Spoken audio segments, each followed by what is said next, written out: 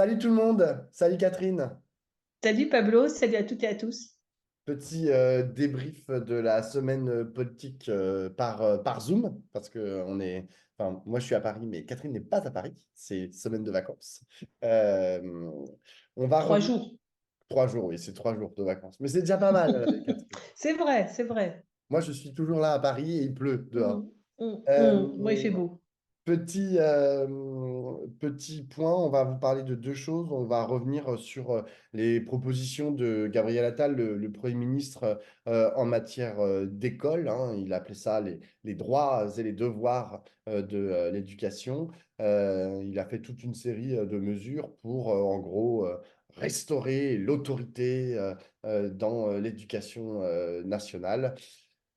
On reviendra sur ça et sur toutes ces mauvaises idées et cette mauvaise pente qui est en train de prendre depuis un petit bout de temps maintenant notre gouvernement en matière d'éducation, mais pas que.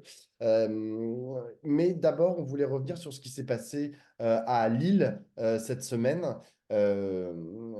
Jean-Luc Mélenchon et Rima Hassan, qui est une candidate sur la liste des Insoumis pour les élections européennes de juin prochain, avait organisé, enfin, plutôt une association les avait invités pour organiser une conférence sur la Palestine dans l'université de Lille. Cette conférence a été annulée par le président de l'université.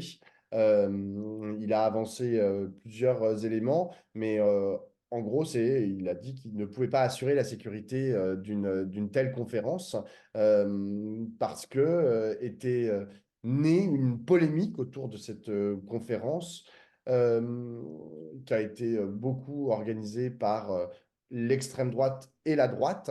Notamment, on a vu Xavier Bertrand, le président de la région Île-de-France LR, et Violette Spilbout, la députée de la circonscription, membre du parti présidentiel, voilà, qui était vent debout en disant que c'était une conférence antisémite, etc.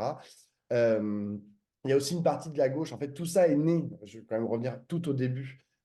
C'est le député socialiste Jérôme Guedj qui, sur Sud Radio, il y a quelques jours, au micro de Jean-Jacques Bourdin, avait dit, il avait parlé de cette conférence qui allait avoir lieu en disant, moi, ce qui me dérange, c'est que il n'a pas du tout appelé à interdire, hein, c'est quand même important de le rappeler, il n'a pas appelé à interdire ou à annuler la conférence, mais il a dit, voilà, dans le logo de l'association qui appelle, qui invite à cette conférence, c'est toute la Palestine, et le titre, c'est Palestine libre.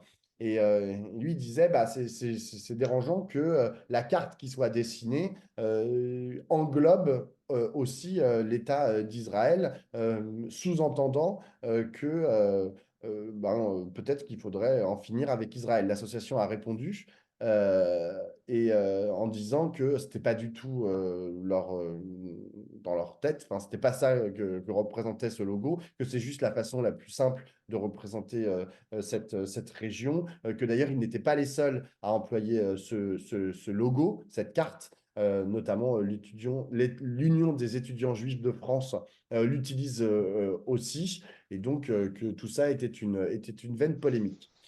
En tout état de lieu, donc je continue l'histoire qui est bientôt terminée, mais la conférence a été interdite dans l'université. Et le lendemain, enfin pardon, c'était la veille et les insoumis ont dit, bon, bah, qu'à cela ne tienne, on va la faire dans un autre endroit, dans une salle privée qu'on va louer.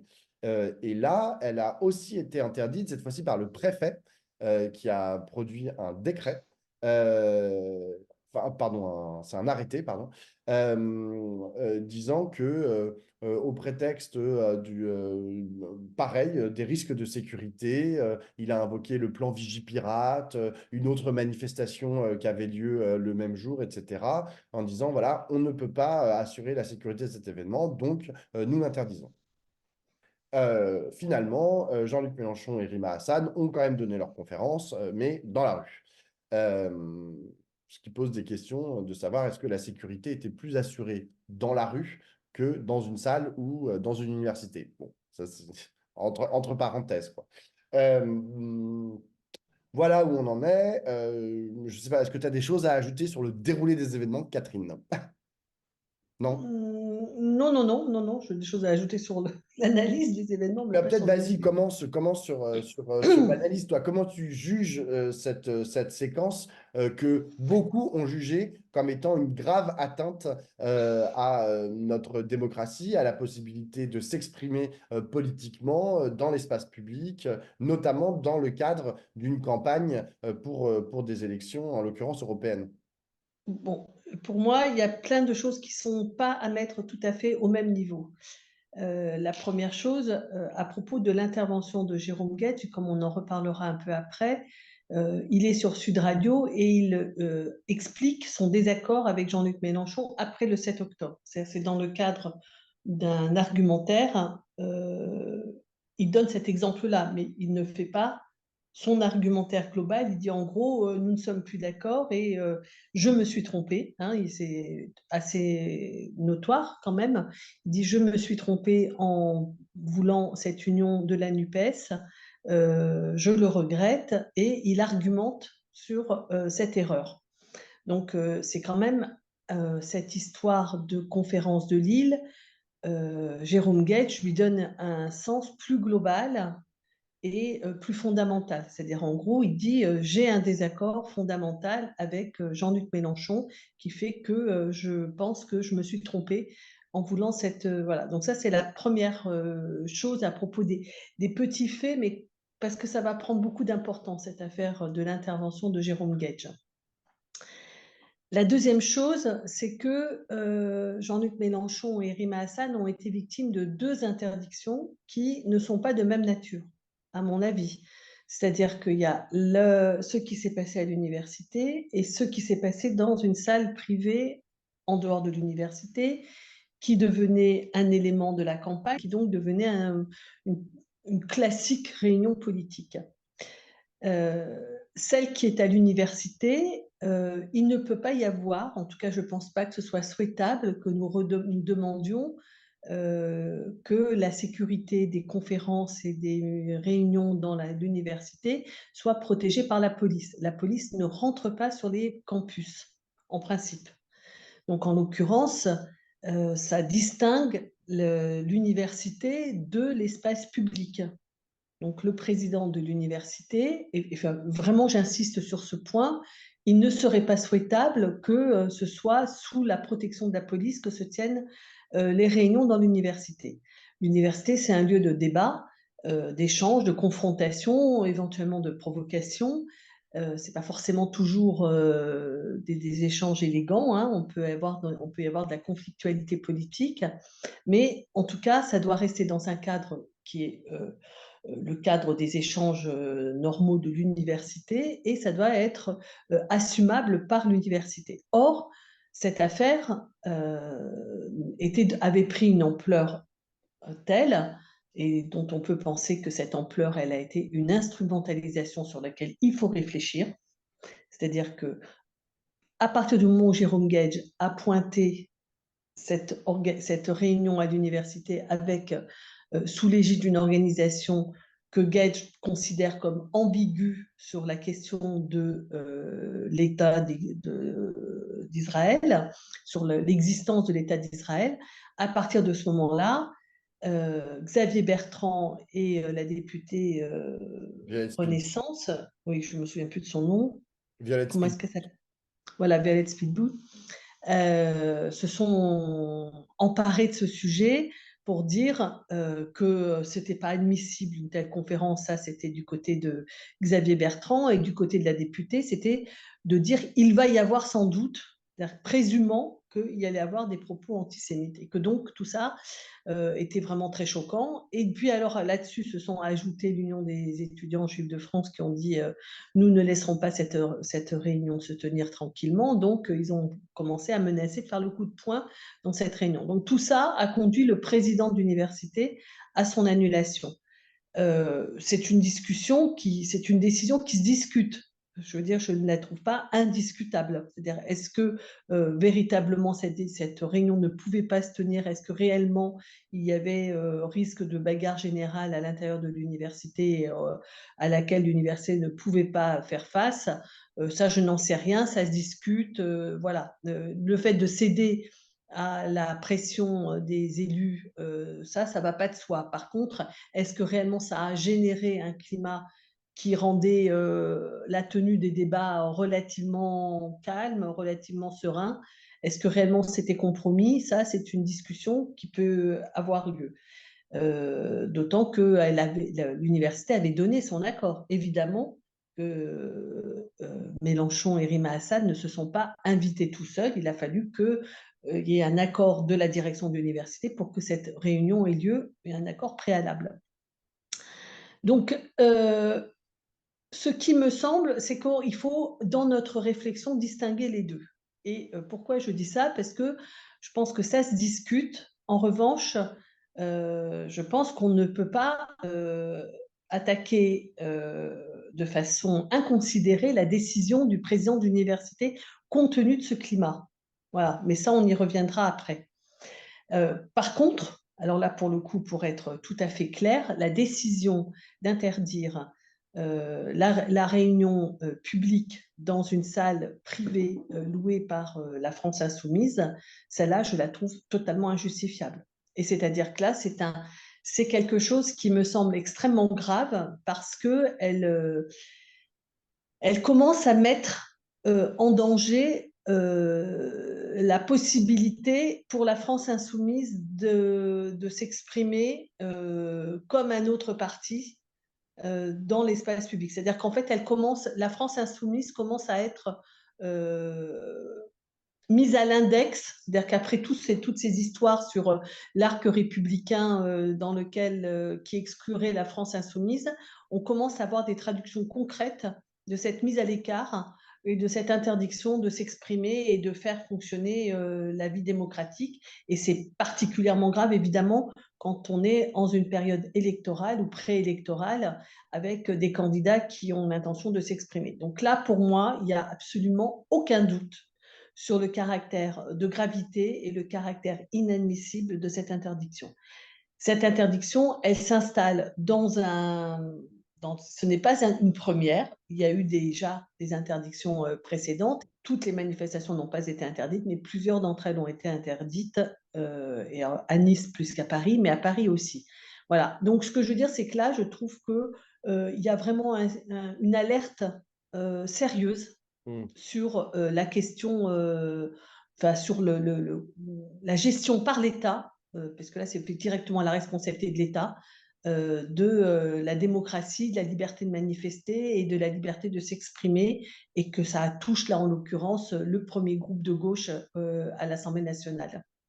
Ouais, moi, pour continuer un peu à débroussailler en gros le sujet, je pense que tu as bien fait de séparer effectivement la teneur des deux interdictions. Après, je pense qu'il faut aussi euh, réfléchir aux raisons en fait de ces interdictions en fait. Et comme tu l'as dit, d'ailleurs, Jean-Luc Mélenchon, dans ses prises de parole à partir de ces interdictions, il a dénoncé en gros le zèle de certains fonctionnaires à vouloir l'interdire. En gros, de dire, voilà, on a des fonctionnaires qui sont aux ordres d'un pouvoir qui, de toutes les façons, veulent nous faire taire. Et sa réponse est de dire, jamais vous ne ferez taire ni moi, ni un insoumis, etc. Je pense que ça, c'est une façon d'envisager ce qui s'est passé. Il y a une autre façon d'envisager ce qui s'est passé, c'est de dire, c'est un peu ce que tu as dit, mais aujourd'hui, on a un vrai problème avec l'organisation du débat public et du débat politique en France. C'est-à-dire que tout devient, enfin, beaucoup de sujets, en fait, deviennent inflammables tout d'un coup, on est forcé, comme, parce que dans le communiqué du président de l'université, on voit bien en fait qu'il est contraint et forcé en fait il ne le fait pas de gaieté de cœur, il n'interdit pas Mm, la mm, conférence de gaieté de cœur. Et donc on se dit, merde, on est en 2024 et l'université n'est plus un lieu de débat. L'université n'arrive plus à jouer son rôle ben voilà, de lieu de la démocratie, quoi. Et ça, c'est un grave problème auquel il va falloir tous qu'on réfléchisse. Alors, À ça, j'ajoute que ceux qui ont défendu la, la possibilité pour Jean-Luc Mélenchon et Rima Hassan de tenir leur conférence sont notamment venus des rangs de l'extrême droite. Enfin, je veux dire, il y a aussi l'extrême droite qui a dit il faut absolument que Jean-Luc Mélenchon puisse tenir sa conférence, notamment Éric Zemmour.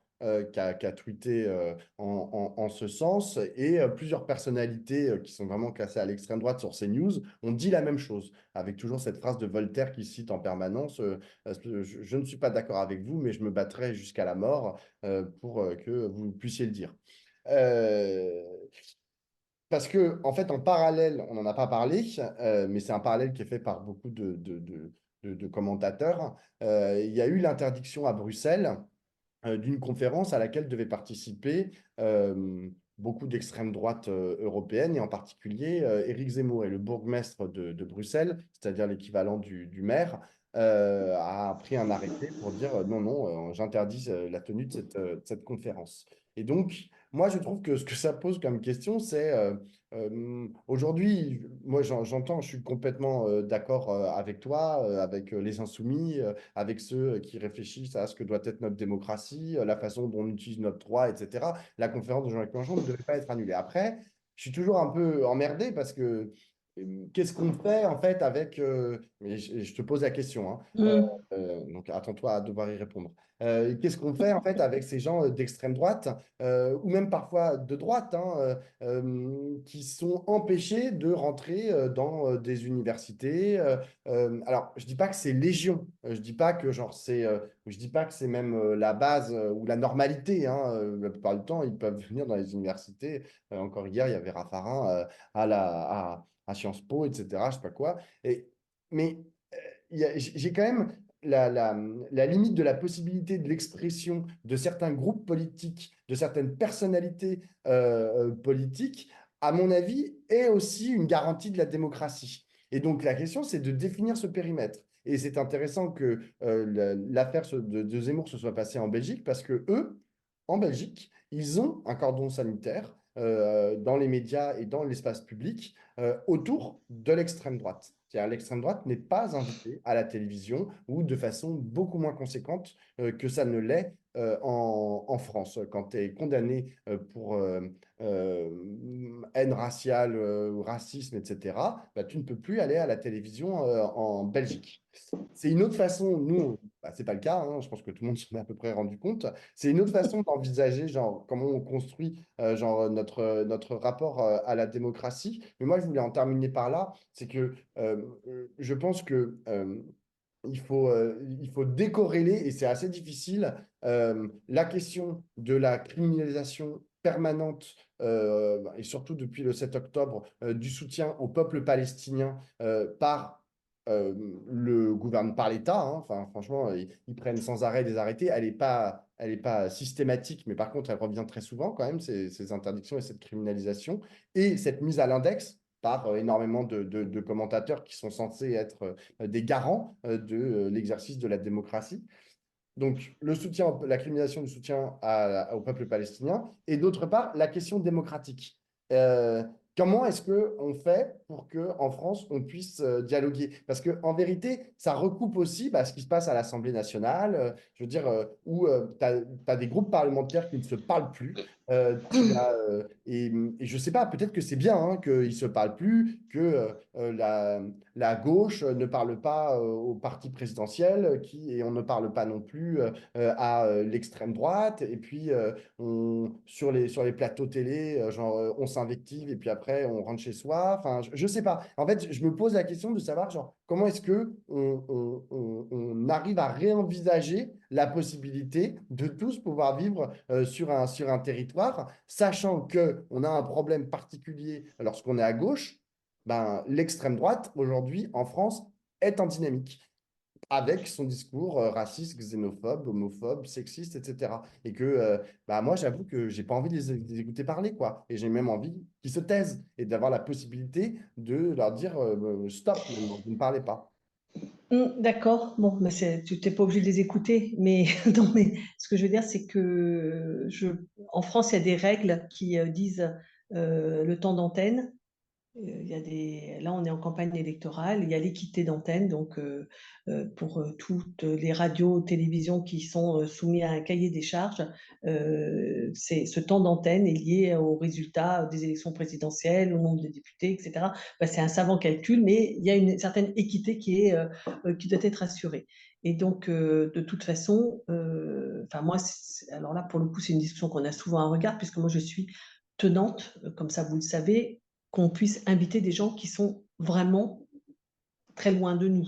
Moi, ça ne me dérange pas qu'à regard, on puisse faire venir des personnes pas avec des personnes avec lesquelles on ait des désaccords normaux. D'abord, vu l'état de la gauche, si on n'avait pas des désaccords, ça serait très inquiétant, parce que ça va pas très bien, donc il faut qu'on réfléchisse et qu'on se frite un peu et qu'on se frotte les uns les autres. Mais moi, je suis pour des discussions avec des gens qui sont loin de nous. Donc, je le suis pour deux raisons. D'abord parce que je pense qu'on ne peut pas s'imaginer qu'on va faire reculer ces idées qui nous déplaisent profondément sans argumenter. Et je pense que la gauche vraiment est trop défaillante en termes d'argumentation, pas simplement contre l'extrême droite, hein, mais d'une façon générale. Nous n'argumentons pas, nous parlons d'autorité. C'est-à-dire que comme c'était comme ça avant et que c'était ça qui était légitime, on pense que ça reste légitime. Or, les sujets ne cessent d'apparaître dans l'espace public qui demanderaient d'être de nouveau légitimés aux yeux de la plupart de nos concitoyens. Donc, je trouve que cette confrontation avec des personnes qui pensent loin de nous, ça nous aide, nous, à relégitimer notre discours, à nous forcer à l'argumentation, parce que si on les fait taire, on n'a pas besoin d'argumenter.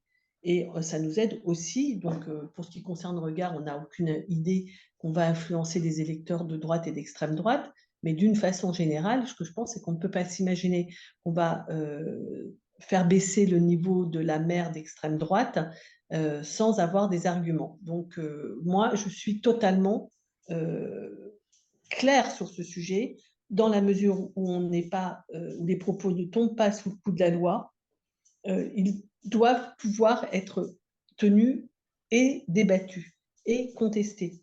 Et pour ce qui concerne l'université, en particulier. Et je dirais, le troisième point, c'est que c'est une responsabilité. Je pense que la démocratie est extrêmement fragilisée et qu'elle est fragilisée par l'extrême droite, assurément, mais qu'elle est fragilisée aussi, d'une certaine façon, par ce que je disais tout à l'heure, le fait qu'on ait une gauche qui ne se sente plus le besoin d'argumenter et qui pense qu'elle peut régler le problème en interdisant, mais qu'elle est aussi fragilisée par la théorisation de la conflictualisation permanente. Et donc, hier soir, j'ai écouté l'intervention de Rima Hassan et de Jean-Luc Mélenchon, qui était, vous pouvez d'ailleurs écouter en replay sur YouTube. Moi, je l'ai écouté en direct. Et franchement, j'ai suffoqué, quoi. Ça m'a profondément choquée. À la 11e minute, vous pourrez écouter, quand il parle de Jérôme Gage, donc Jérôme Gage qui a sorti l'affaire du logo de cette conférence, qui est à l'origine de toute la polémique. Il dit de Jérôme Gage que c'est un lâche, un délateur qui susurre à l'oreille des maîtres pour qu'ils lâchent les chiens. C'est ça, les mots que Jean-Luc Mélenchon emploie à l'égard d'un député socialiste qui s'appelle Jérôme Gage. Jérôme Gage, un délateur. Non mais franchement, il faut se rendre compte un peu. Donc déjà là, je me suis dit non mais c'est pas possible. Surtout que ça venait avant une sortie de Mélenchon disant les députés qui m'entourent, c'est la France et il parle au nom du peuple. Jérôme Gage aussi, il est député français. Donc c'est proprement scandaleux, franchement. Mais là, c'était rien par rapport à ce qui est arrivé après. Après, il continue, il développe, il ne dit pas grand-chose de très intéressant sur la Palestine, ce n'est pas son propos. Il argumente sur le fait, comme tu l'as dit, que c'est très grave, et il a raison de dire que les interdictions sont très graves. Et donc, il parle du président de l'université de Lille en le comparant à Eichmann. C'est-à-dire en disant, c'est un petit médiocre qui signe les papiers et qui les signe pour assurer sa réélection de président. Ça, pour moi, c'est pas possible, quoi. c'est d'un niveau de gravité politique, morale, c'est une faute politique majeure. C'est-à-dire que, enfin, il n'y a rien qui va. J'ai même pas besoin d'argumenter, hein, entre ce qu'a fait Eichmann et ce qu'a fait le président de l'université d'interdire une conférence de Jean-Luc Mélenchon et de Rima Hassan et Eichmann, pour ceux qui ne savent pas, qui était donc responsable à Auschwitz de la déportation des Juifs et donc un des premiers responsables de la Shoah. Enfin, il y a des comparaisons qui sont indignes, franchement, qui sont indignes. Euh, qui par ailleurs, Jean-Luc Mélenchon s'émeut, et je le comprends, qu'on le traite d'antisémite. Euh, Là, il alimente la machine. C'est-à-dire que là, il fait du relativisme d'une certaine façon. C'est-à-dire que il met des équivalences entre des choses qui n'en ont absolument aucune. Donc, cette conflictualisation-là, je pense qu'il a pété un plomb, quoi. Là, c'est pas possible. Et en plus, il embarque tout le monde. Quand je dis il embarque tout le monde, il embarque tous les députés qui étaient sur la scène avec lui, qui du coup ont validé, applaudi ce discours. Et puis, il a une responsabilité vis-à-vis notamment de la jeunesse, qui l'écoute. Je veux dire, cette approche violente, relativiste, enfin, elle est extrêmement grave, quoi. Vraiment extrêmement grave. Je ne comprends pas. Mélenchon, qui est un homme qui a assis le respect et son autorité morale et politique sur le fait qu'il parle en insérant son discours dans une culture générale et en argumentant plus grand que le sujet. Bah là, il a argumenté plus grand que le sujet, mais totalement hors de propos, quoi. C'est quelque chose qui est d'un niveau de gravité, à mon avis, dans le contexte présent, d'une façon générale, et dans le contexte présent. J'en ai les larmes aux yeux, je ne sais pas si vous entendez mon émotion, mais c'est insupportable.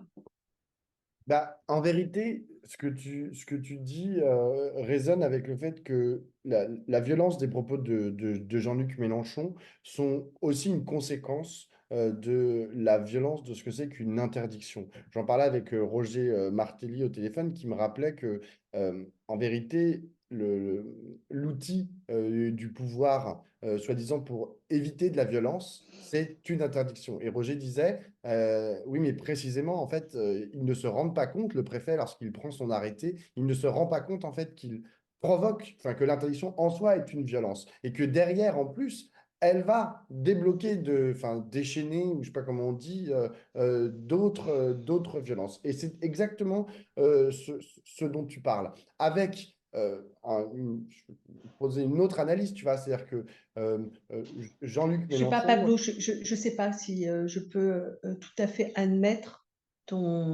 ta chaîne de cause. Non, mais, Je peux pas admettre l'idée qu'on peut se laisser aller mais, à mais je- comparer le président d'université de nazi responsable de la Shoah, quand bien même on a été victime d'une interdiction. Je crois pas que non, mais ce soit attends, acceptable. Pour moi, c'est pas acceptable. je, Cette je chaîne de suis. causalité ne me va pas, quoi. Non, non, mais attends, Je c'est pas pense parce qu'elle que. est plutôt Non, elle est mais attends, plutôt dans la Catherine, conflictualité. je fais Excuse-moi, une vas-y. proposition. Non, mais je fais une proposition, effectivement, de chaîne de causalité. C'est pas parce que j'essaie d'expliquer que j'excuse.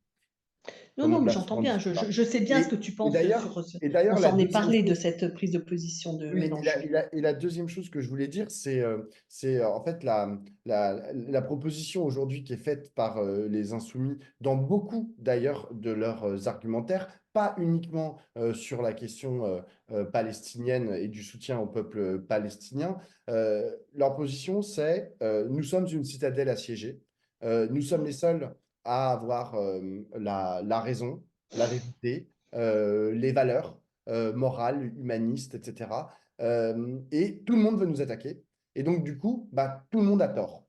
Tous ceux qui sont en dehors de cette citadelle sont potentiellement des adversaires, voire des ennemis. Et se considérant ainsi, euh, le, le, comment on dit? J'allais dire le relativisme, mais plutôt la raison, le raisonnable, en fait, de considérer certaines prises de position, certains actes comme étant des choses que l'on peut dénoncer, que l'on peut...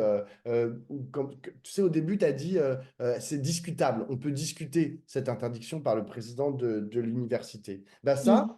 si ta stratégie, c'est la cité assiégée, non, tu ne la discutes pas, en fait. Tu la dénonces le plus vertement, le plus violemment C'est possible. pas, oui, le problème, ce que tu dis, c'est une stratégie. Soit c'est une stratégie, soit c'est ils se vivent comme. Soit toi, moi, je pense ils se vivent comme, mais ils ont construit les conditions Oui, oui. d'être cette citadelle assiégée. C'est-à-dire que leur, leur mode d'être, leur façon de conflictualiser tout à mort tout le temps, Mm, fait qu'ils n'arrivent plus à trouver l'espace de la rencontre avec les autres. mm. C'est-à-dire Ah, ils construisent leur solitude et leur cornérisation, quoi. Et mm, du coup, leur marginalisation politique.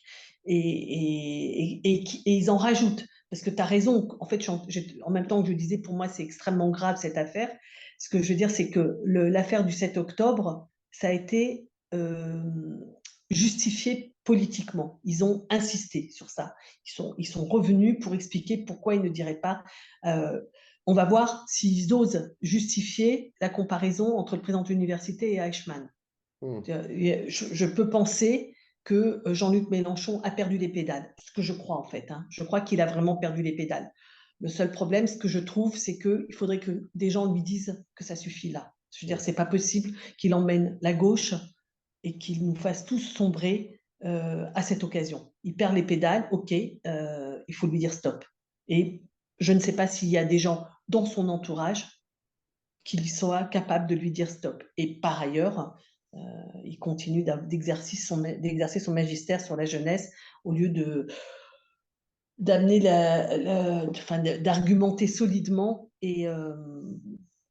En fait, et calmement. la proposition du clivage, il faut juste, peut-être qu'on pourra terminer là-dessus, ne pas oublier qu'il s'agit d'un moyen, mais que l'objectif, ou plutôt les objectifs, ça doit rester le rassemblement et la clarté. Et que, Bah, c'est toi l'objectif, le tien d'objectif. Qui te dit que c'est le leur?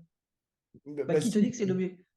Bah, non, parce mais que, qui te dit que c'est si l'objectif? l'objectif, parce que si l'objectif, c'est l'objectif de la gauche, c'est de créer des dynamiques majoritaires et de Bah, permettre oui, à non, un mais moment un exercice du pouvoir. Pablo, comment tu passes du clivage au rassemblement? Il y a une contradiction dans les termes. Non, non, ah non. Moi, là, pour le coup, enfin, tu vois, mais le clivage doit être circonstancié sur certains sujets, etc. Mais Non, mais avoir donc, c'est pas une toujours comme stratégie du objectif. clivage. Donc, Comment? non, mais que à des moments, on exprime un désaccord et que ce désaccord puisse être dit avec fermeté, Voilà, c'est tout à fait normal, mais c'est bien pas une sûr. stratégie du clivage.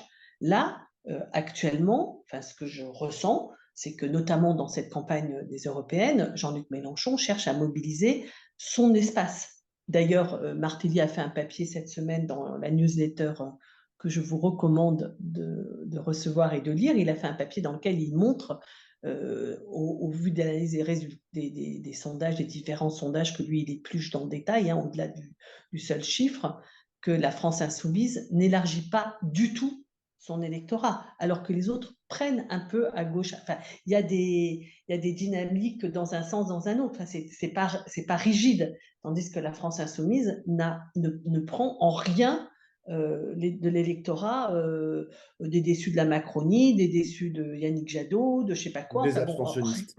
des abstentions. Il ne prend rien de tout ça. Donc ce que Jean-Luc Mélenchon fait pour l'instant, devant cette difficulté, c'est qu'il cherche à mobiliser son clan, pas son clan, son camp. Il cherche à créer une dynamique militante et il pense que cette dynamique militante, il peut le faire sur la base de la conflictualité maximum. Et c'est ça que moi je trouve extrêmement embêtant parce qu'il construit une culture politique. Ce faisant, il construit la culture politique de l'affrontement permanent. Et alors, encore une fois, tout le monde a vu, enfin non, ça a quand même été un tout petit peu, pas beaucoup, pas tant que je le pensais, mais c'est peut-être un peu les vacances, cette comparaison entre le président d'université et Eichmann, mais la façon qu'il a eu de parler de Jérôme Gage, enfin, un député de la NUPES, un député socialiste, enfin, je veux dire, c'est... enfin, c'est pas possible, quoi. Enfin, je veux dire, non, quoi. Enfin, je sais pas, on peut être parfaitement en désaccord avec le point de vue que développe Jérôme Gage, mais on ne le traite pas nommément de cette manière, c'est-à-dire en l'accusant personnellement. Enfin, non, pour moi, c'est impensable, hein, un truc comme ça. Et D'ailleurs, il non, mais compte d'ailleurs, cette juste à titre de culture-là. comparaison, je ne sais pas s'il y a des insoumis qui vont nous regarder et qui vont pas être contents de ce qu'on raconte, mais en vérité, imaginez qu'on dise, là, nous deux, là, par exemple, dans notre petite vidéo qui va pas, voilà, qui vaut ce qu'elle vaut, que on tienne le même genre de propos à l'égard de Jean-Luc Mélenchon, sous prétexte que l'on n'est pas d'accord. Mais jamais. Jamais on se laisserait aller à de telles vulgarités agressives. C'est pas envisageable. On a des points de désaccord, là en l'occurrence avec Jean-Luc Mélenchon. Toi, tu fais part de ton émotion vis-à-vis de ce qu'il a dit, mais jamais en fait tu ne l'insultes ou tu dis que toutes les atrocités effectivement qu'il a dites à propos de Jérôme Gage. Mais c'est important de bien le comprendre. Enfin, je veux Un dire, délateur. Oh, un délateur. Non, mais tu te rends compte? susurre à l'oreille de ses maîtres. Mm. Qui susurre à l'oreille de ses maîtres pour qu'il lâche les chiens. Non, mais tous les termes sont épouvantables. Mais enfin, c'est pas vrai, il n'est pas un culte, donc il sait de quoi il parle. À quoi ça fait référence? Mm. Mm. Mm. C'est pas possible, quoi. Par ailleurs, encore une fois, moi je pense que il a cherché, par exemple, ça on se l'était déjà dit, hein, mais sur la question palestinienne, il a choisi de mettre Rima Hassan en 7e position, de façon, parce que des militants, des activistes de la cause palestinienne, il n'y en a pas qu'une en France, hein, il y en a plusieurs. Donc il choisit de mettre quelqu'un qui est euh, une femme qui provoque du conflit et qui cherche le conflit et qui joue au conflit. Ben, je veux dire, Rima Hassan, elle y va, quoi, sur les réseaux sociaux, etc. Elle est sans. Enfin, elle est une activiste, je sais pas, énergique, pour le moins qu'on puisse dire. Mais c'était une stratégie en la choisissant. On en a déjà parlé ici. Rima Hassan a porté une proposition politique qui était de un seul État et qui est finalement assez en phase avec celle de cette association qui avait invité Jean-Luc Mélenchon et Rima Hassan, si j'en crois leur logo. Je ne dis pas. Attention, on ne peut pas Non, faire non, non, dire non, non. tout à un Attends. logo. Laisse-moi terminer. C'est de la même manière que je ne dis pas que Rima Hassan ne veut pas, je sais pas, veut l'extermination des Juifs. C'est pas ça qu'a la proposition de Rima Hassan. Et je ne pense pas que ce soit ça la proposition de tous ceux qui ont prôné un seul État. Mais le problème, c'est que ça, là, aujourd'hui, ce qui était une proposition théorique à un moment donné où on était enlisé, où la cause palestinienne était complètement enlisée, qu'on cherchait une voie de sortie, devient une proposition très conflictuelle et qui ne peut pas rassembler et qui ne peut que provoquer. Enfin, je veux dire, on ne peut pas passer de la proposition politique, théorique et intellectuelle des années 2000 à la proposition politique en 2020 ou 2024 aujourd'hui, qui n'a pas de sens. Et je pense que la tentation de faire, d'ailleurs, ils ont décidé de faire de la question palestinienne la question centrale de leur campagne pour les élections européennes, enfin, la France insoumise, c'est sur ça qu'ils font le plus d'interventions et de buzz, etc. Et que le choix de Rima Hassan, en l'occurrence, elle est congruente avec cette décision politique de faire, Ah, je suis de d'accord, je suis choquer. d'accord. Après, concernant Rima Hassan, moi, comme je l'ai déjà dit, il s'avère que elle recoupe beaucoup de points qui font que c'est quand même une candidate qui est tout à fait euh, pertinente, à mon avis, dans le moment. Tu vois, c'est que déjà, c'est une experte et que tu as dit, hein, c'est pas la seule, bien sûr, experte, mais Non, devant. c'est une femme, Il y en a elle est d'autres. jeune. Non, mais oui, Oui. bien sûr. Mais il y en a toujours d'autres. Non, mais on peut toujours dire, ah oui, Non, bah, mais je veux dire, bon, enfin, peu remplaçable, importe. De toute etc. Tu façon, je ne vois. veux pas faire le portrait de Rima Hassan. Ce que je dis juste, c'est qu'elle a été choisie pour des raisons politiques qui Bien sûr. étaient aussi de porter la conflictualité sur ce terrain-là. Oui, mais attends, et c'est aussi parce que Et c'est elle ça, qui a émergé, en fait, à partir du 7 octobre, ben, elle a émergé dans les médias. C'était pas du fait de la France Insoumise, hein. Enfin, je veux dire, quand elle a fait C'est ce soir, etc., elle faisait des plateaux, elle faisait des interviews, etc. C'était pas la France Insoumise. Et donc, du coup, bah, comme font beaucoup de partis politiques, ils l'ont repéré et ils ont dit, bon, bah voilà, c'était, franchement, je dis pas que c'était devenu la voix du combat pour la Palestine, mais elle a à ce moment-là, elle a été au d'ailleurs, tu confluent l'as de... reçu, Pablo. Oui, exactement. D'ailleurs, tu l'as reçu et dans lequel elle portait le discours de un seul État, Oui, et que j'ai qui trouvé fait ça très qu'elle intéressant. signe ses tweets from the river to the sea. Mais ça, c'est autre Voilà. chose. Elle a une stratégie sur les réseaux Tout à fait autre sociaux, chose, à parce mon que avis, justement, ce moi, que qu'elle je dit, dissocie de sa pensée, qui est, en plus, je trouve, de façon, qui est vraiment à la fois complexe et intelligente. Enfin, moi, j'ai mais été il très, y a, très séduit par son non, argumentaire. mais moi, encore une fois, Pablo, je l'ai déjà dit, c'est pour moi que Rima Hassan le pense, le propose, en discute, il n'y a aucun problème. Hum. Le problème, c'est quand ça devient une proposition politique où là, je trouve que ça ne va plus du tout. C'est que c'est en politique, euh, ça prend tout à fait un autre sens quand elle dit, bon, on est dans la merde, comment on réfléchit, on reprend le problème autrement. Et ça, moi, j'ai aucune question. Et alors, vu que nous, notre sujet de prédilection, c'est plutôt la gauche, on est dans la merde, on essaie de voir comment on peut prendre le problème autrement. Oui, Là, mais tu vois, par j'estime qu'il exemple, faut elle a, que 100 fleurs s'épanouissent, que 100 propositions viennent. Voilà. mais Donc, il elle n'y s'est a aucun exprimée, hein, sur problème. la question du un État, deux États, et j'ai trouvé ça assez clair. Elle a dit, je ne vais pas m'opposer au travail qui est fait par la gauche politique depuis des années, y compris au Parlement européen. Et Y compris à l'ONU, elle est gentille, Rima Hassan, de ne pas s'opposer au consensus international qui s'est non, mais construit sur c'est-à-dire, deux oui, mais là, États. Non, mais elle parle de trop sympa. l'inscription de son Merci travail d'elle. de potentiel de futur parlementaire au Parlement européen. Et elle dit, bon, bah oui, enfin, tu vois, elle est pas orthogonale à la proposition à deux États. Voilà. Non, Enfin, mais surtout ce que je ne la crois pas, je ne la crois pas négationniste. C'est ça que je veux dire. non, pas du Je ne tout. pense pas du tout qu'elle le soit. Je ne Mhm. pense pas du tout qu'elle considère il faille la disparition d'un territoire dans lequel les Juifs se sentent en sécurité. Je Exactement. pense pas que voilà. Le seul problème, c'est que il faut savoir quel est le niveau de partage de ces analyses aujourd'hui. Moi, je dis qu'aujourd'hui, l'idée que Israël est un État qui est légitime et qui doit être défendu en tant qu'État légitime, pour moi, ça ne fait pas de doute, cette question-là. Quand bien même j'aborde le gouvernement de Netanyahou et de l'extrême droite, etc.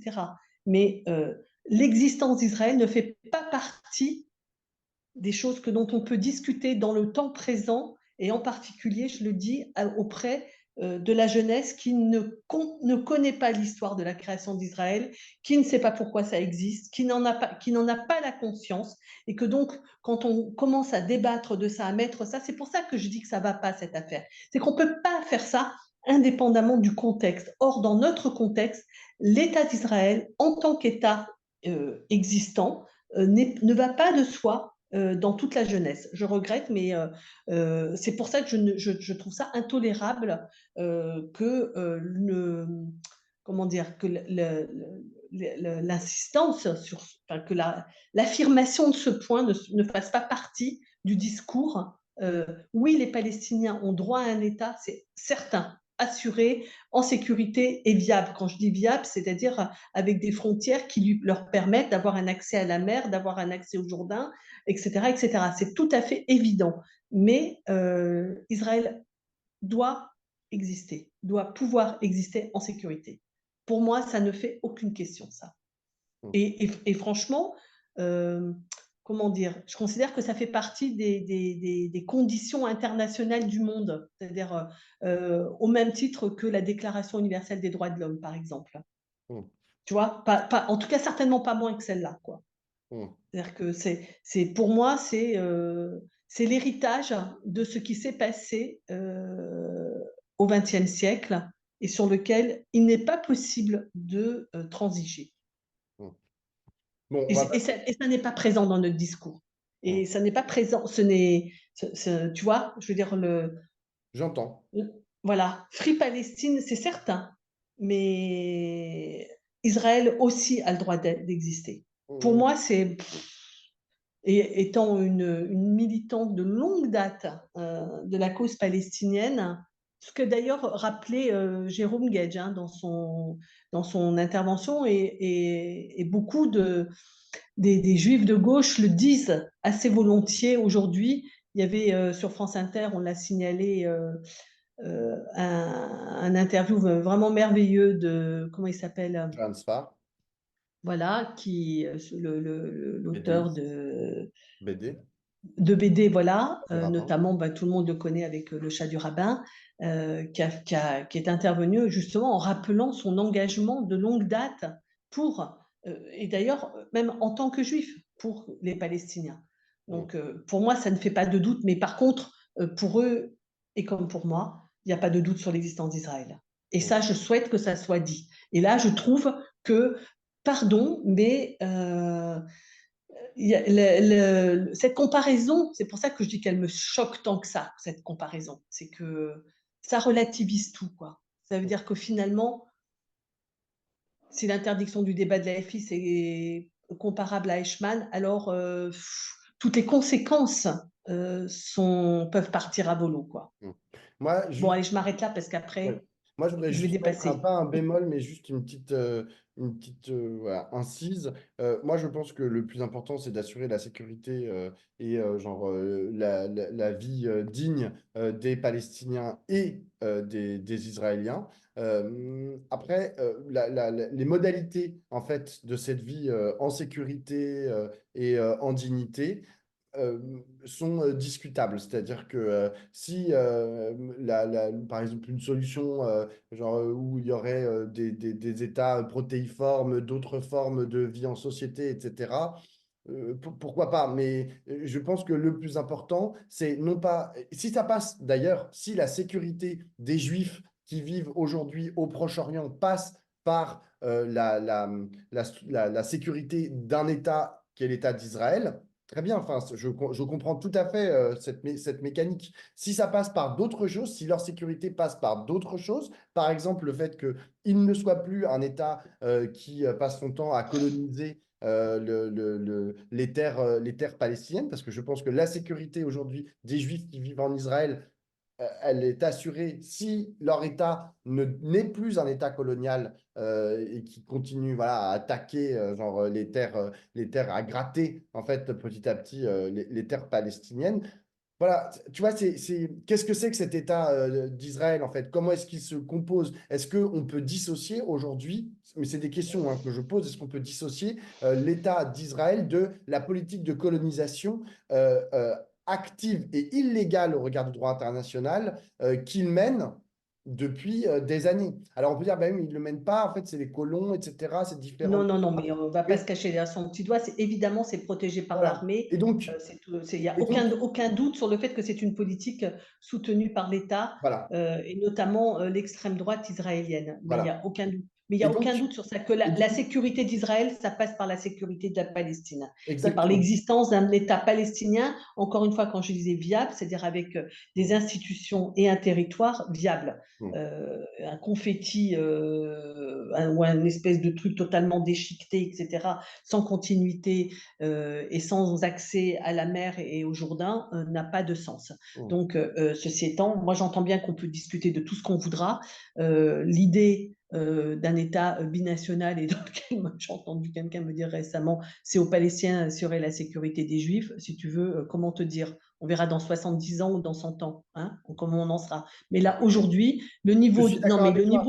non, mais le niveau de haine qui s'est construit de part et d'autre enfin, dans les deux territoires, voilà, je ne vois pas comment, dans un avenir, je dirais, à pensée humaine, on peut imaginer une autre solution que la solution qui est internationalement reconnue, c'est-à-dire deux États distincts. Ceci étant, on a vu que les États-Unis viennent encore une fois de s'opposer au fait que les Palestiniens aient un siège de plein droit à Alors, l'ONU. Deuxième Ce faisant, ils font un tort, ils font du tort à Israël, hein. Ce que je veux dire par là, c'est que il n'y a pas de sécurité pour Israël s'il n'y a pas une solution politique viable et acceptée de tous et assurée par la communauté internationale. Deuxième sujet, rapidement, du coup, Ouais, Gabriel Attal. Alors, il nous a fait une petite sortie. Hier, c'était sur BFM TV. Puis il est intervenu avant c'est une aussi à séquence là, Michel comme disent Crépin, les communicants. les Il fait communicants. la séquence des 100 jours, hein. Ouais, voilà. Et comme il est communicant lui-même, il est sa Ah propre boîte bon? de communication. Non, mais Hmm. c'est que ça. Il D'ailleurs, sait faire que ça. Hmm. c'est pas le temps. Et donc, du coup, là, voilà. Donc, la séquence, c'est l'autorité à l'école. Alors, il y a toute une série de propositions qu'il fait. Je vais vous en lire quelques-unes. C'est dans un tweet qu'il a publié comme ça. Donc, il a mis les petits tirets là. Enfin, les protestations et les contestations de l'autorité de l'école doivent avoir des conséquences sur les diplômes et Parcoursup. Autrement dit, tu fais du chahut en classe, eh bien, ça peut remettre en question ton entrée dans le système supérieur, l'enseignement supérieur ou l'obtention de certains diplômes. Moi, là, j'en ai des frissons. Deuxième point, ça c'était le premier. Le deuxième est génial. Les élèves devront désormais tous se lever dès qu'un professeur rentre dans la classe. Très, très important. Très, très important. Enfin, mais en plus, ce que j'adore, c'est genre le La caractère, hiérarchie. la hiérarchie. Tu sais, genre, c'est là, genre, oui, d'accord, n'importe quoi. Enfin, euh, avant qu'un jeune ne tombe dans la délinquance, pour l'éloigner de ses mauvaises fréquentations, une place en internat sera proposée aux parents. Enfin, donc, parce qu'il y a tout un volet aussi sur la répression des parents et la responsabilisation des parents dont les enfants commettraient des actes de délinquance. Donc, c'est ce qu'il appelle la responsabilisation des parents. Quand un enfant a causé des dégâts, les deux parents seront désormais responsables solidairement de la réparation financière, même si l'un des deux a quitté le foyer. Bref, toute une série de mesures comme ça avec tout ça matiné ou enrobé en fait par un discours très martial qui est porté par Gabriel Attal. Je l'ai écouté à la fois à Viry-Châtillon et hier sur BFM TV. Honnêtement, c'est assez flippant de l'écouter. Il est vraiment tombé. Non, mais c'est devenu une espèce, lui aussi, une caricature de ce qu'il proposait avant. Je veux dire, dans une certaine mesure, Gabriel Attal, bon, on n'était pas naïf non plus, hein, mais au départ, comme il était jeune et que c'était quand même une de ses qualités premières, enfin, un des paramètres qui faisait qu'il était là, on lui avait accordé une espèce de vernis de modernité. On s'est dit, bon, bah, il va être moderne, tu vois, il va nous proposer autre chose. Et là, il tient vraiment un discours, mais enfin, je ne sais même pas si Clémenceau parlait comme ça. Enfin, je veux dire, c'est à l'ancienne, quoi. Puis avec que des mesures, mais d'un autre âge, pour essayer de résoudre ce problème, entre guillemets, qui est devenu l'éducation nationale. Et j'avoue que c'est très bizarre, en fait, de voir ce corps de type qui a la trentaine, nous expliquer que il est toujours sur l'uniforme, le machin, faut se lever quand on écoute le prof, et avoir un rapport à l'autorité qui ne passe que par la sanction. Et ça, c'est un autre trait pour moi de la vieille droite, c'est d'imaginer qu'on va résoudre tous les problèmes du monde, en gros, en collant des amendes et en foutant les gens au trou. Bah non, mon gars, en fait, ça marche pas comme ça. Et d'ailleurs, l'autorité, si il devrait lire un peu plus les philosophes qui en parlent, précisément l'autorité, et l'autorité d'ailleurs des professeurs, c'est leur possibilité en fait d'exercer un pouvoir sur des élèves et de pouvoir les instruire sans passer par la coercition. Or, lui ne propose que des mesures coercitives. C'est-à-dire, je pense qu'il fait partie de ces gens qui imaginent en pressurisant les enfants, en les asseyant de force à leur bureau et sur leur chaise, en les envoyant au coin et en les punissant à tire-larigot, il va réussir à leur apprendre quoi que ce soit. Bah non, en fait. On apprend d'autant mieux qu'on se donne la possibilité de s'émanciper et de comprendre en fait ce qui se passe et de comprendre comment fonctionne le monde. Sinon, mais on n'arrive à rien. Enfin, je veux dire, enfin, ou je sais pas. Et surtout que les modèles, en fait, qu'ils convoquent, moi, je suis désolé, mais ça me fait vraiment penser à au régime autoritaire. Enfin, je veux dire, on parle comme ça dans les régimes autoritaires. On instruit la jeunesse, tu vois. On la recadre la jeunesse. C'est vraiment tout son discours puait, suintait, en fait, un espèce de régime que enfin, je n'imagine pas la France comme ça, en fait. Et c'est ça, j'en terminerai là-dessus. Gabriel Attal, je le trouve pas du tout raccord avec la réalité de nos vies, de nos envies, de là où on en est, etc. Et c'est pour ça que je suis étonné qu'il ait une cote de popularité aussi importante. Et il y a un truc que je pige pas. Alors moi, j'ai plein de petites choses qui ne vont pas faire avancer forcément le schmilblick, mais la première chose, c'est que je pense que la France, quand même, est très choquée d'une série d'événements qui ont conduit à la mort de jeunes, voire de très jeunes personnes. Voilà. Donc cette question-là, moi, je ne la trouve pas sans fondement. C'est-à-dire que c'est ça qui provoque la prise de position de Gabriel Attal. Le problème, c'est qu'à partir de cette question-là, il en fait une théorie générale. C'est-à-dire qu'il prend des faits divers dont qu'il faudrait prendre le temps de bien comprendre, d'en mesurer en quoi ils sont exceptionnels et en quoi ils sont emblématiques, ce qui n'est pas la même chose. Est-ce qu'ils représentent quelque chose? Est-ce qu'il y a une extension de la violence? Euh, Moi, je ne suis pas absolument contre l'idée qu'il y a des référents sur la violence qui sont très chahutés, voire contestés parmi les jeunes. J'ai un fils qui a 17 ans.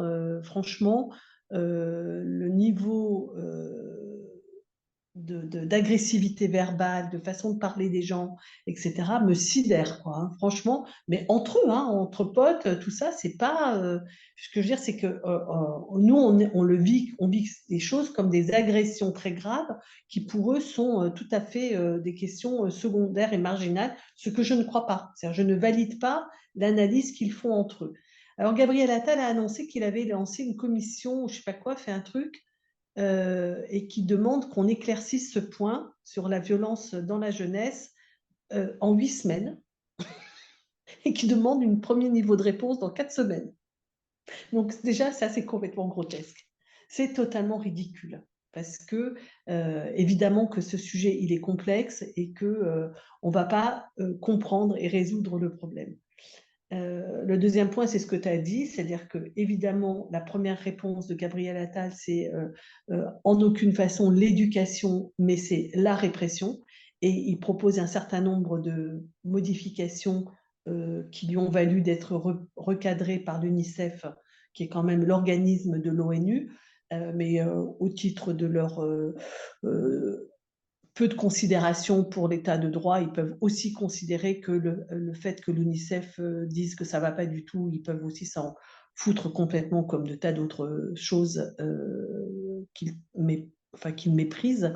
Mais l'UNICEF, voilà, le recadre sur ce thème, notamment sur le fait que quand on est un mineur, on ne peut pas être jugé de la même manière qu'un adulte, et que la première chose qui s'impose quand on est face à un enfant, à un mineur, c'est de traiter de la question de l'éducation et pas être la question de la répression. Et c'est vraiment ça le cœur de la philosophie communément admise à l'échelle internationale. Je ne dis pas qu'elle est communément mise en œuvre à l'échelle internationale, mais en tout cas, la France la faisait sienne jusqu'alors. Et là, c'est avec ça qu'il veut rompre, en proposant notamment des comparutions immédiates, alors que bon, j'ai appris à l'occasion de ces propositions savantes là que un jeune est toujours jugé en 2 temps.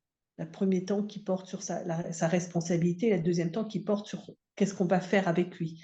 C'est-à-dire qu'il n'y a pas un seul temps. Or, la comparution immédiate, c'est un seul temps.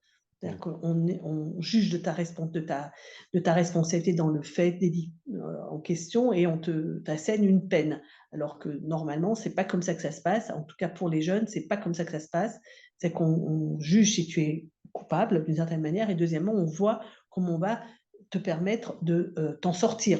C'est-à-dire la responsabilité de la nation à l'égard de cette jeune personne, c'est d'abord de faire en sorte qu'elle ne s'enferre pas dans un état de délinquant. Autre petite chose que j'ai remarqué, par exemple, il propose que le collège soit de 8h à 18h dans les quartiers politiques de la ville. Non, mais franchement, quoi. Non, mais c'est insupportable. C'est-à-dire la stigmatisation. Atroce. C'est affreux, quoi. Je veux dire, on est un enfant d'un quartier politique de la ville, on va à l'école de 8h à 18h, mercredi compris. Je peux te dire que je suis avec des mômes là en vacances, ils sont tous tombés raides par terre en se disant non mais ils sont complètement dingues quoi. Je veux dire, d'où il a vu ça, que des enfants peuvent passer 5 jours par semaine, 10 heures à l'école. Enfin non mais il est fada quoi, hein. Et d'où Enfin, ils stigmatisent comme ça les quartiers Et populaires, puis, tu vois, plutôt et que les les quartiers autres. populaires, voilà, c'est une mesure qui est adaptée aux quartiers populaires. Enfin, dernier petit truc, juste pour mon plaisir, c'est que dans les analyses que produit Martelly sur les sondages, eh bien, on apprend que seulement 4% des jeunes votent pour Renaissance. Hum. C'est à propos de l'écart qu'il y a entre euh, le, Gabriel Attal et son jeune âge et à qui il parle. En tout cas, il ne parle pas aux jeunes. C'est-à-dire que le Parti communiste, 6% des jeunes disent voter pour le Parti communiste, par exemple, hein. Et lui, Gabriel Attal, c'est 4%. Il faut se rendre compte quoi, que ça veut dire que c'est zéro et que la majorité de l'électorat de Gabriel Attal, c'est plus de 60 ans. C'est-à-dire c'est des gens qui précisément sont tout à fait en alerte, en alarme devant une évolution d'une société qu'ils ne comprennent pas. Et moi, je pense que pour une part, c'est normal de ne pas le comprendre. Enfin, je veux dire, il y a des éléments qui sont des éléments inquiétants et qu'il faut comprendre et qu'il faut éventuellement faire évoluer, etc. Mais en tout cas, c'est à eux qu'ils parlent et à eux seuls. Et en tout état de cause, ils ne parlent pas non plus aux parents de ces enfants, parce que s'ils s'imaginent, il a 35 ans, mais moi, tu vois, juste je suis la maman d'un gamin de 17 ans, si tu veux, juste quand avant que Gabriel Attal vienne m'expliquer comment on élève un ado d'aujourd'hui, j'ai envie de dire mon pote, on attend de te voir à l'œuvre, quoi. Je veux dire, c'est hallucinant, cette immodestie, cette manière de donner des leçons, alors en plus, particulièrement aux femmes qui vivent seules, puisque c'est particulièrement elles qui sont dans le viseur du pouvoir, soi-disant pour les aider, mais en vérité pour les accabler. Enfin, c'est dramatique. Et la dernière chose, c'est que je ne sais pas quand est-ce que le pouvoir va comprendre que de marcher sur les terres du Front National ne fait que renforcer le Front National. C'est-à-dire qu'ils avaient pensé trianguler, comme on dit savamment, c'est-à-dire accaparer les thèses du camp d'en face pour pouvoir le déstabiliser. Bah, ça ne déstabilise rien du tout. Marine Le Pen ne cesse de se ravir hein, de l'évolution culturelle et politique du pays qui est validée au plus haut niveau. Donc tout ça, ça n'a aucun sens. Ça. Franchement, les deux syndicats de magistrats, hein, celui de droite et celui de gauche, sont absolument opposés à cette réforme. J'aimerais bien savoir ce que Dupont-Aignan il pense, pas Dupont-Aignan, n'importe quoi, Dupond-Moretti. euh, Dupond-Moretti, ce qu'il pense en son fort intérieur des propos de Gabriel Attal. Tu vois, je serais intéressée d'être son curé, son confesseur. Bon, en tout cas, c'est sûr que la méthode surveiller et punir les enfants, celle de Gabriel Attal, c'est à mon avis pas tout à fait le bon chemin. Non, Euh, non, ça n'a pas de sens. c'est de la merde. Politiquement, ça n'a aucun sens et pratiquement, ça ne marche pas. Je veux dire, on ne dresse pas les enfants. On ne Voilà. dresse pas les enfants. C'est la différence entre des enfants et les chats de chère à Marine Le Pen. Je suis bien d'accord. Sur ce, À bientôt. ce débrief chargé, à bientôt, à la semaine À prochaine. bientôt. Ciao.